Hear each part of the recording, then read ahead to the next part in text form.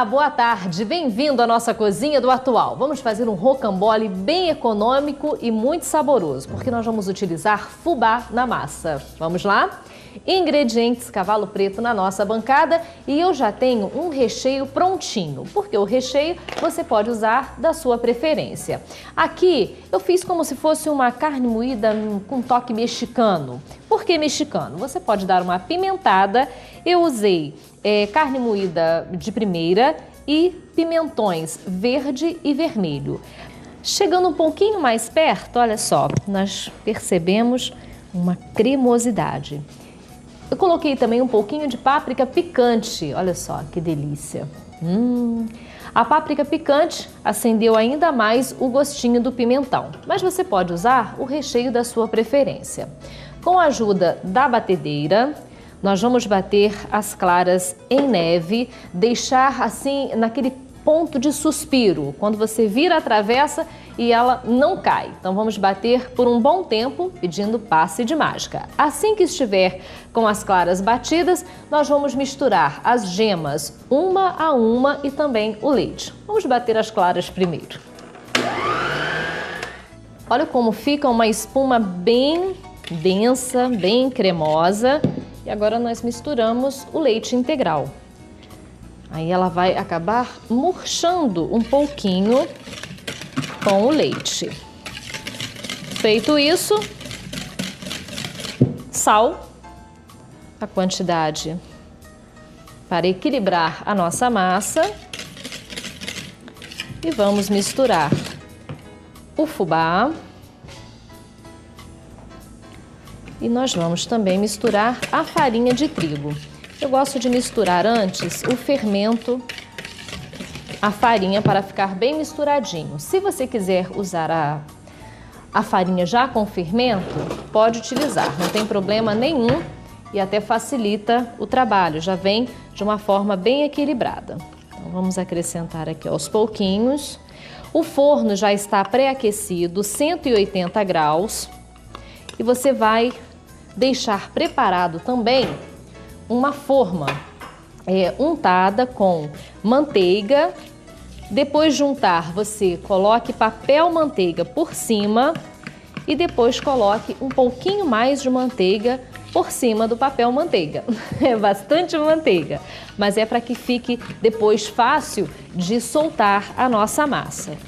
Então, olha, ela fica mais amarelinha por causa do fubá. E é uma massa super econômica. Olha só que bonita. A massa de rocambole, ela precisa ficar bem fofinha, bem aerada, para facilitar na hora de enrolar. Então vamos colocar, toda a massa aqui em cima. Lembrando que está untado o tabuleiro. Depois de colocar o papel manteiga, você unta mais um pouquinho, para depois ficar fácil de soltar a massa. Dê uma tombadinha de um lado e do outro para ficar toda por igual. E vamos levar ao forno. Aproximadamente uns 20 minutos. Tempo ideal para que fique no ponto que a gente precisa. Vamos virar assim. Passe de mágica, que a gente volta enrolando esse rocambole com esse recheio muito cheiroso. Nossa massa sai facilmente da forma porque ela está untada com a manteiga e vai sair facilmente também aqui do papel manteiga, porque além do papel nós também untamos o papel com um pouquinho de margarina. Vamos colocar a nossa carne. Essa carne está também muito gostosa. Pode fazer com esse recheio que vai dar enredo. Fica assim uma dica interessante. Você pode fazer com frango, requeijão, aí pode brincar com o que gosta mais. Espalhe um pouquinho por cima.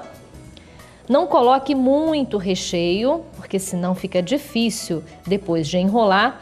Essa parte, como nós vamos enrolar ele mais comprido, vamos deixar essa parte final aqui com um bom pedaço para colar depois com um pouquinho até de maionese. Então, ó, vamos começar a enrolar e já pedindo quase que um passe de mágica apenas para ganharmos tempo. Mas deixa eu mostrar aqui que solta, ó, com facilidade do papel manteiga. Então, passe de mágica, você pode apertar para que fique bem firme. Depois de enrolado, transfira para uma bandejinha, né, o que você tiver um pouquinho mais comprido, e olha só a quantidade de recheio. Nós vamos arrumar ainda colocando o quê? Um pouquinho de maionese por cima, pode ser queijo ralado, você pode colocar azeitoninhas, aí você pode brincar com o seu rocambole. Mas nós vamos mostrar isso no terceiro bloco. Já está pronto e pode ser consumido assim que você enrolar, não precisa de levar para a geladeira não. O ideal é que seja servido até um pouquinho mais morno. Um breve intervalo e já estaremos de volta mostrando o resultado final da receita de hoje.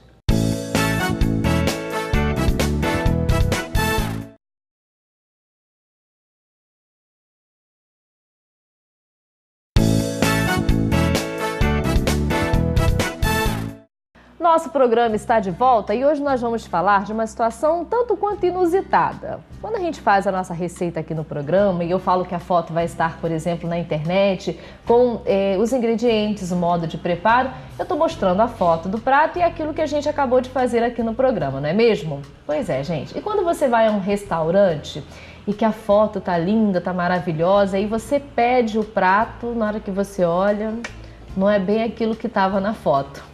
Hoje é o tema do nosso quadro Meu Direito. Vamos falar sobre o Código de Defesa do Consumidor e até isso pode levar em consideração. Não é mesmo, doutor Alexandre? Mais uma vez, que bom tê-lo aqui no programa. Eu que agradeço. É verdade. O Código do Consumidor, até na hora do almoço, ele está presente. Almoço, jantar, isso. Lanches, sempre. Sem dúvida. Eu fiz a brincadeira, né? Quando eu termino de fazer assim o prato, aí a receita vai para a internet. Mas é justamente a receita que a gente acabou de fazer no programa.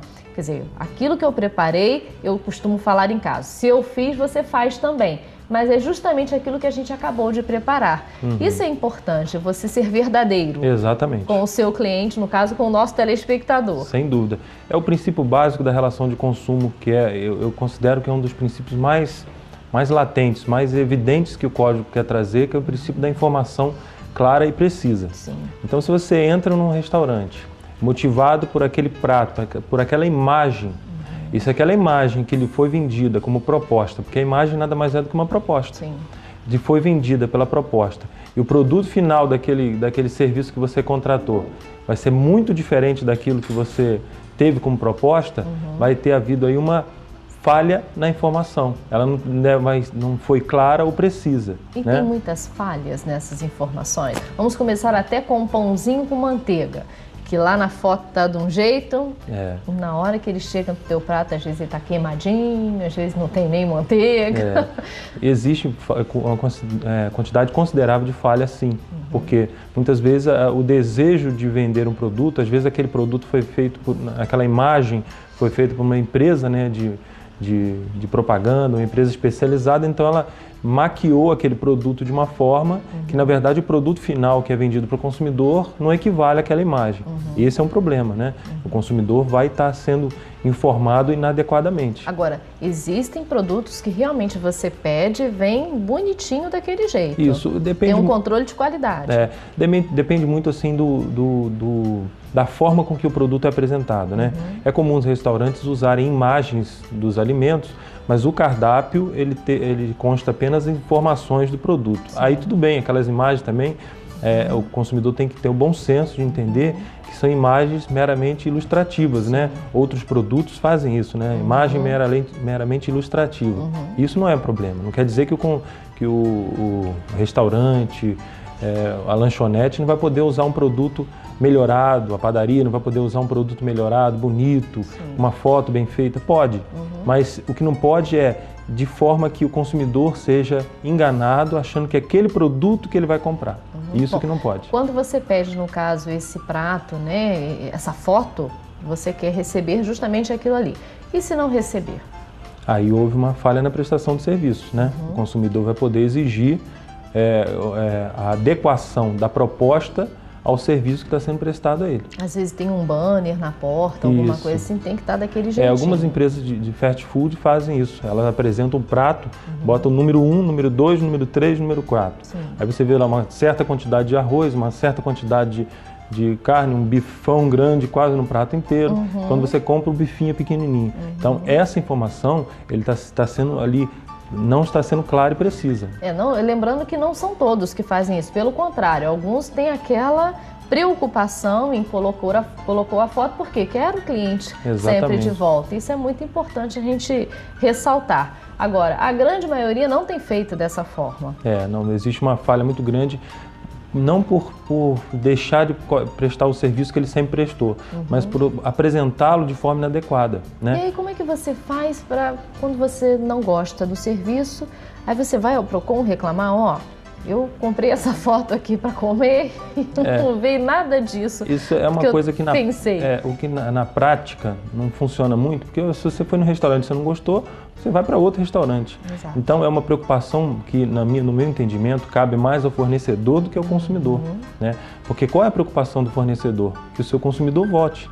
Então eu acho que é uma informação que deve ser clara e precisa, que está muito mais ligada à atitude do fornecedor. Sim. Porque se ele não é claro e preciso, as pessoas com o tempo, não vai lá não, que aquilo lá, você vê uma coisa e compra outra. Então essa é a ferramenta... Propaganda enganosa. É a mais eficaz, a enganosa, né? À medida que as pessoas falam mal, essa propaganda se espalha de uma forma muito mais eficaz. Então eu acho que é uma preocupação que o consumidor tem que estar atento, né, para casos assim absurdos, né, e eventualmente pode denunciar o Procon, pode fazer sua reclamação, mas o fornecedor que tem que estar mais atento, porque ele pode, sem observar, estar afastando o seu consumidor.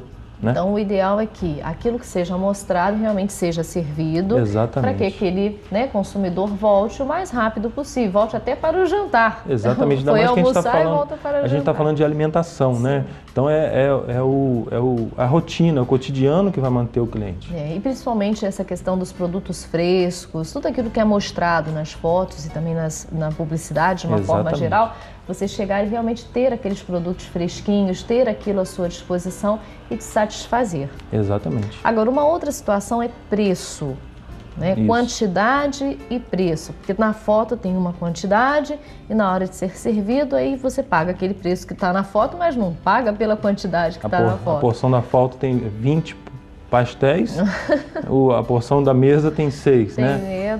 Essa é uma falha na informação que o consumidor, pelo menos em tese, né? Isso na prática a gente não vê muito acontecendo, mas ele pode exigir a equiparação da proposta com o que foi servido para ele. Então ele pode exigir isso. Vamos falar disso no próximo bloco? Sim. Preço, a foto realmente é compatível e aquilo que você recebeu à mesa é aquilo que está na foto e o valor é o justo? Então daqui a pouquinho nós vamos falar sobre isso.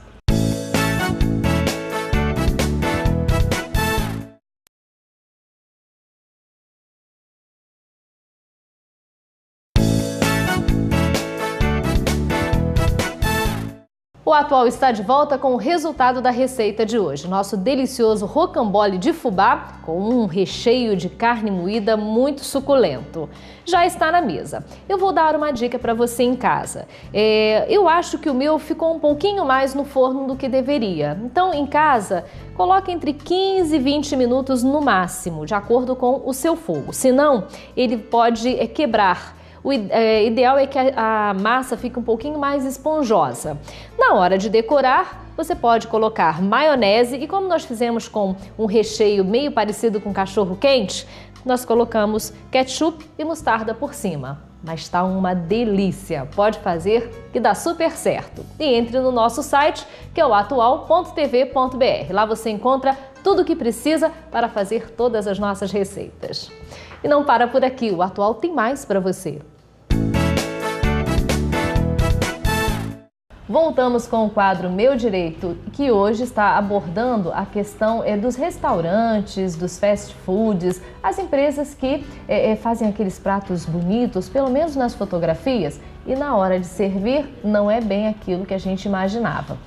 O Dr. Alexandre de Valença justamente está dando uma dica importante não só para o consumidor, mas principalmente para as empresas, que com certeza se colocar a foto e servir aquilo que está sendo mostrado, vai ter o consumidor todos os dias para almoço e jantar, não é isso, doutor Alexandre? Exatamente. É importante que a gente lembre que esse quadro Meu Direito fala sobre o Código de Defesa do Consumidor, como a gente pode reagir às falhas, né? Algumas falhas que a gente não fica satisfeito, mas principalmente dar assim uma dica para as empresas melhorarem também os seus serviços. Exatamente. Empresa com um bom serviço não cai no Código de Defesa do Consumidor. E os fornecedores mais atentos, eles têm usado as regras, o cumprimento das regras do Código de Defesa do Consumidor, como uma forma de agregar qualidade ao seu serviço, ao seu produto. Então é importante isso. A lei, ela não está aqui, ela não surgiu para penalizar o fornecedor e beneficiar o consumidor, mas apenas para estabelecer um equilíbrio na relação, né? E eu acredito que o consumidor, quando faça uma compra, ele sempre quer ser bem atendido, ele não quer parar na justiça. A grande verdade é essa, ninguém quer. É ruim, você acaba não ficando satisfeito e é ruim para ambos os lados. Sem dúvida. Bom, vamos voltar a falar dos nossos pratos mirabolantes que quando chegam à mesa não é nada daquilo. E principalmente o preço.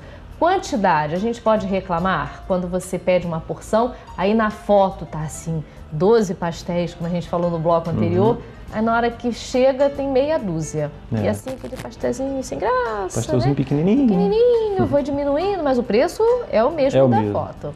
Isso pode reclamar sim, porque, mais uma vez falando, a foto ela é uma proposta. E aí a gente não precisaria nem do Código de Defesa do Consumidor. Já o Código Civil falava disso, que a proposta obriga o proponente. Sim. Então, se o restaurante lhe ofereceu uma proposta de uma porção de pastéis com 12 pastéis, em tamanho médio, essa é a proposta. Se você aceitou por aquele preço, você tem direito àquele produto que lhe foi proposto. Então a foto ela é uma proposta. Então por isso que ela tem que se adequar ao produto que vai ser colocado, que vai ser finalizado para o consumidor. Assim, os petiscos caem muito nessa onda, né? Você tem aquela coisa bonita, aqueles camarões enormes. Aí na hora vem uma porção de camarão, aquele camarão quase que de recheio. Exatamente. Então o consumidor tem que estar atento a isso, o fornecedor mais ainda. Porque, como a gente falou no primeiro bloco, se o consumidor fica insatisfeito, eu considero que o bom consumidor é aquele que reclama, até para ajudar o fornecedor. Porque muitas vezes o fornecedor, na sua quantidade de tarefas, não observa que ele está ali cometendo um equívoco com o consumidor. E por muitas vezes o gerenciamento, né? Você é o dono do seu negócio e coloca alguém para gerenciar, outras pessoas estão fazendo, então uma falta de treinamento talvez traga um problema pior. O consumidor que exige o seu direito, às vezes ele vai ajudar o fornecedor, porque o fornecedor vai poder identificar uma falha e corrigir, ao invés daquele consumidor que simplesmente vai para o outro restaurante. Né? Uma equipe bem treinada também é importante nesse caso. Sem dúvida, para estar atenta às insatisfações do consumidor, isso é muito importante.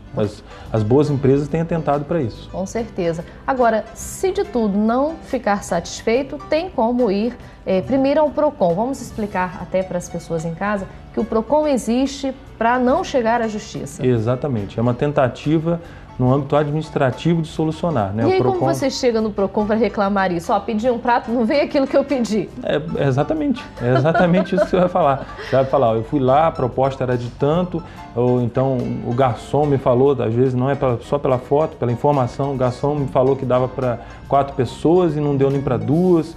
E você vai apresentar essa reclamação, né? E o PROCON vai intermediar para tentar solucionar. Se não pode parar na justiça por causa de um prato. Pode. Né? Embora a gente esteja falando de valores pequenos, mas o direito não se preocupa com valores, sim com o próprio direito. O ideal é que tenha, né, um discernimento até mesmo dentro da própria empresa, entre o consumidor e o fornecedor, para ajeitar ali da melhor forma possível. Sem dúvida, Luciana. Com certeza o consumidor vai ficar muito feliz se for bem atendido e o fornecedor não terá problema. Isso. E vai voltar várias vezes. Isso que é mais importante para o fornecedor, né? Isso mesmo. Temos um site, né? Temos um e-mail de contato para que as pessoas possam fazer perguntas mais individuais e também um telefone. Qual é, doutor Alexandre? O endereço eletrônico é meudireito@bol.com.br e o telefone é prefixo 22 2527 1054. Ok, obrigada mais uma vez. Eu que agradeço. E até a próxima oportunidade. E na hora de almoçar bem, procure aquele que tem um serviço melhor. Exatamente. Obrigado. O Atual, mais uma vez, fica por aqui, mas amanhã estaremos de volta a partir de 12h15. Assista agora o SBT Jornal.